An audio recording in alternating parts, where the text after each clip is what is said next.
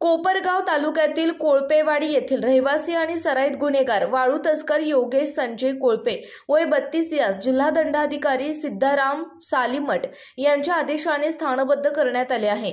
याच्यावर कोपरगाव तालुका police station हद्दीत गैरकायद्याची मंडळी जमवून मारहाण करणे, दरोडा, जीवे मारण्याचा प्रयत्न करणे, शासनाची फसवणूक करून गौण खनिजाचे उत्खनन करणे, सरकारी नोकरावर हल्ला करणे असे गुन्हे दाखल आहेत। योगेश संजय कोळपे यांनी शासकीय वाळू चोरी गंभीर स्वरूपाचे आणि मारहाणीचे गुन्हे दाखल होते।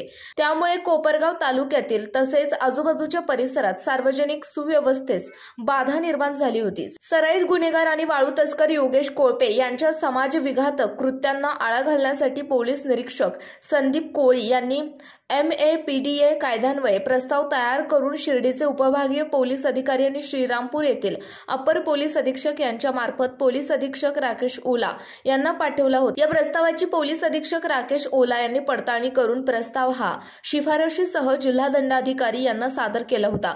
प्रस्तावाची आणि कागदपत्रांची जिल्हा दंडाधिकारी सिद्धाराम सालीमठ यांनी पडताळणी करून अहमदनगर जिल्ह्यातील सार्वजनिक सुव्यवस्था अबाधित राहावी यासाठी सराईत गुन्हेगार योगेश संजय कोळपे या स्थानबद्ध करणे याबाबतचे आदेश काढले।